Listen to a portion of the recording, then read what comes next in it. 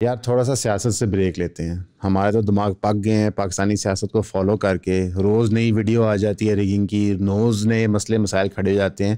آپ یقین کریں جب پتہ چلا کہ پی ایس ایل آ رہا ہے تو ایک مینٹل ریلیف ملا کہ شکر ہے یار ملک میں کچھ اور ہوگا بات کرنے کو. اور بڑی خوشی کیا کہتے ہیں ہم نے پی ایس ایل کے ایڈورٹیزمنٹس دیکھنا شروع کیے، پہلے 2-3 میچ دیکھے، پھر آل آف اے سڈن ہمیں ریئلائز ہوا کہ یار ایک سیکنڈ یہ کیا لوگو لگا ہوا ہے پی ایس ایل کے ساتھ، یہ کے ایف سی کا لوگو لگا ہوا ہے.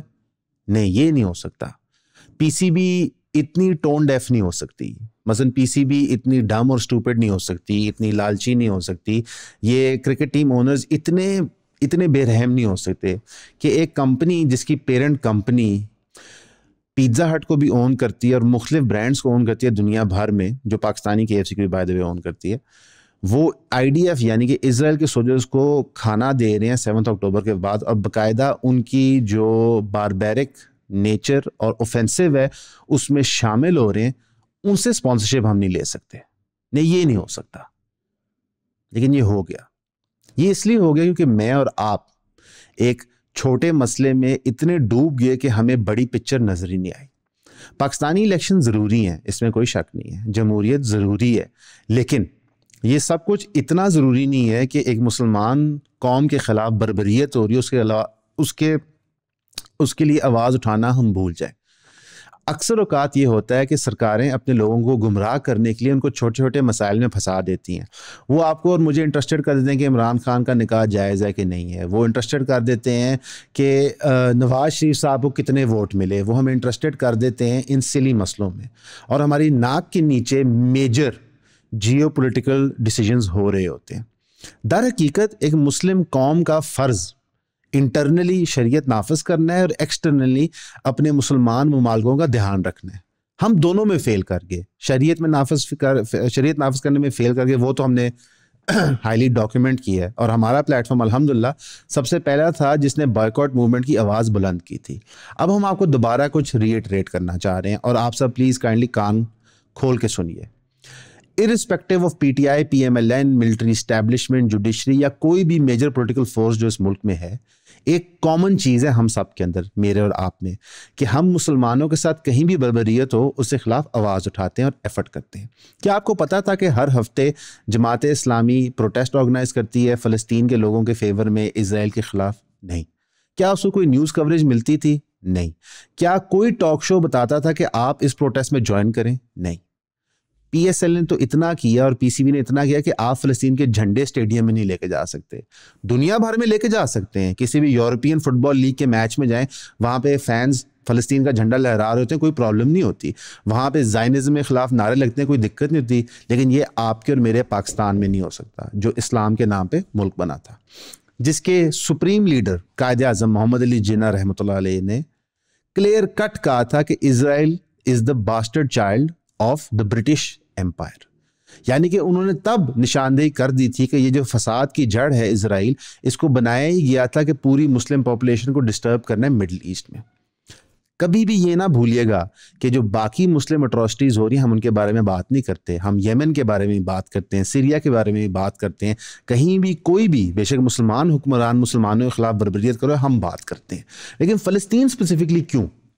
امت کے اندر ایک یونیفائنگ پوائنٹ ہے مسجد الاقصی. اس کو سمجھیں کہ یہ ایک ایسا علاقہ ہے جو اسلام میں بہت سگنیفیکنٹ ہے. اس کے اوپر ایک کنٹینیوس ایفرٹ رہا ہے مسلمز کا رکھنے کے لیے. ٹرمپ نے آ کے پہلے اس کو اسرائیل کا کیپٹل جروسلم کو ڈکلیئر کر دیا تو یہ شکست ہوئی، اور پوری مسلم امت چپ کر کے دیکھتی رہی. اور اب جس بربریت سے وہ غازہ کے بچوں کو، بچیوں کو، بوڑھوں کو مار رہے ہیں آپ سوچ نہیں سکتے. 40,000 سے زیادہ سویلینز غازہ میں مر چکے ہیں، اور یہ وہ نمبرز ہیں جو without any major UN organization وہاں پہ گھسنے کے آپ کو مل رہے ہیں. مثلا یہ وہ نمبرز ہیں جو وہ رپورٹ ہونے دے رہے ہیں.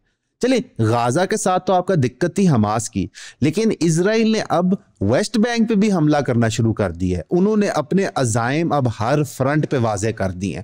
انہوں نے انشور کیا ہے کہ اس آڑ میں کہ ساری مسلم امت بہکی ہوئی ہے، کوئی الیکشنز میں ڈوبا ہوا ہے، کوئی پیسوں کے نشے میں ڈوبا ہوا ہے، کوئی سعودی عربیہ میں لکر سٹور کھولنے میں تلا ہوا ہے، وہ کوئی ہندو منسٹرز کو وہاں پہ لا کے پہلے مندر کی انوگریشن کروانا چاہ رہے ہیں کہ اس آڑ میں ہم اور مسلم ٹیریٹری کیپچر کر لیتے ہیں. اور شرم آنی چاہیے ایجپٹ کو جو اس سب میں شامل ہے. اب میں اور آپ کیا کر سکتے ہیں؟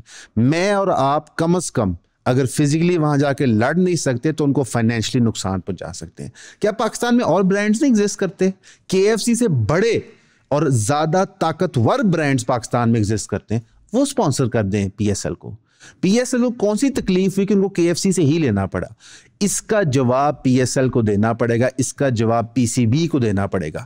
محسن نقوی صاحب نئے چیئرمین PCB بنے, ان کو جواب دینا ہوگا کہ وہ کیسے اتنے ظالم ہو سکتے ہیں کہ ایک کمپنی جو فنڈ کر رہی ہے میل پلان IDF کا, اس کو اپنا ہیڈ سپانسر بنا سکتے ہیں.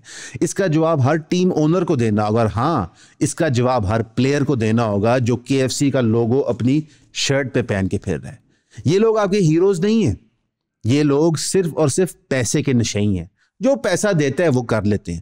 کچھ عرصہ پہلے ایک بیٹنگ کمپنی کے لوگو لگا کے پھیرے تھے, سراتن حرام ہے, اور اب وہ KFC قاتلوں کا لوگو لگا کے پھیر رہے ہیں. یہ ہمارے ملک میں ہو رہا ہے, یہ میرے اور آپ کے سامنے ہو رہا ہے, اور دن دہاڑے ہمیں بیوقوف بنایا جا رہا ہے. تو پلیز تھوڑے سے ایموشنل ہوئیں. ہم ڈس ایگری کرتے ہیں علی بھائی کے ساتھ, انجینئر محمد علی مرزا کے ساتھ, کہ ریشنلی سوچیں, تھوڑا یہاں سے سوچیں. بہت ریشنلی آپ نے سوچ لیا کہ معیشت بہتر ہوگی, ہم طاقتور ہوئیں گے, سپر پاور بنیں گے, پھر ہم سب کی مدد کریں گے, اور تب تک آپ نے بچنا ہی نہیں ہے. تھوڑا انڈرسٹینڈ کریں کہ اس وقت پوری اسلام کی کمر توڑی جا رہی ہے, اور یہ جہاد فرض میرے اور آپ پہ دونوں پہ ہے. تو اس کے خلاف آواز اٹھائیں اور ان برانڈز کو اور ان پروڈکٹس کو بائیکاٹ کریں. نہیں کھائیں گے KFC, کوئی موت نہیں آئے گی. نہیں کھائیں گے میکڈونلڈس, کوئی ایشو نہیں ہوگا. مت کھائیں باہر سے. چلیں آپ سے لوکل برانڈ کا کھانا برداشت نہیں ہوتا, باہر سے مت کھائیں, اور اپنی صحتیں ہی بچا لیں کم از کم, خدا کے واسطے. اب وقت آ گیا ہے کہ ساری قوم یکجا ہو اور اس فتنے کو اپنے سے دور کرے. شکریہ. السلام علیکم. 13.5 مہینوں میں آپ لوگوں کی پیار اور محبت نے ہمیں 2.5 لاکھ پلس فالوورز دے دیے ہیں یوٹیوب پہ. یہ ایک کامیابی کی کہانی ہے جو ہم اپنے فینس اور اپنے سبسکرائبرز کو داد دینا چاہتے ہیں, جنہوں نے اس سفر میں ہمارا بھرپور ساتھ ادا کیا. ایک چھوٹی سی ٹیم تھی ایک گلبرگ کے دفتر کے اندر, جن کا خواب تھا کہ ایک نیوز آؤٹ لیٹ ٹائپ چیز بنائی جائے جہاں پہ انفارمل ڈسکشن ہو ملک کے اور دنیا کے حالات پہ, اور ایک عام بندے کے پرسپیکٹیو سے یہ ڈسکشن ہو. اب جب عام بندہ بات کرتا ہے تو طاقتور جگہوں کو پسند نہیں آتی, اور بڑے کارپوریٹ انٹرسٹ بھی اس میں شامل نہیں ہوتے. پھر ایمانداری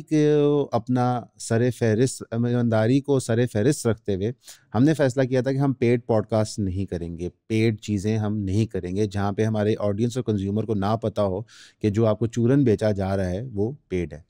اس وجہ سے ہم نے آپ لوگوں کو اپیل کی تھی کہ آپ ہماری مدد کریں, آپ ہمیں منتھلی سبسکرپشن پے کریں 1000 روپے کی. اب اس 1000 روپے کی ہم آپ سے کوئی نہ خیرات لے رہے ہیں, نہ صدقہ لے رہے ہیں, نہ زکوٰۃ, اور نہ ہی یہ چیزیں ہمیں لگتی ہیں یا ایسے پلیٹ فارمز کو لگتی ہیں. اصل میں ہم آپ کو ایک سروس دینا چاہ رہے ہیں جہاں پہ ہم آپ کو 4 لائیو سیشنز دیں گے پرائیویٹ, جو ڈائریکٹ ڈسکشنز ہوں گی آپ کی اور ہماری, جہاں پہ ملکی حالات, معیشی حالات, سیاسی حالات اور مورل حالات پہ گفتگو ہوگی بٹوین اس ایون اور آپ آڈینس. جتنے لوگ اس کو سبسکرائب کریں گے یہ چیز ہیلپ کرے گی ہمارے چینل کو انہانس کرنے کے لیے, کیونکہ ہماری بہت خواہش ہے کہ ہم مزید ریسرچرز, مزید ایڈیٹرز رکھیں تاکہ ہم میکسیمم کانٹینٹ آپ کے لیے پروڈیوس کر سکیں. اس سٹیزن جرنلزم کے جرنی میں ہم دعا گو ہیں کہ آپ ہمارے ساتھ شامل ہوں گے. Thank you.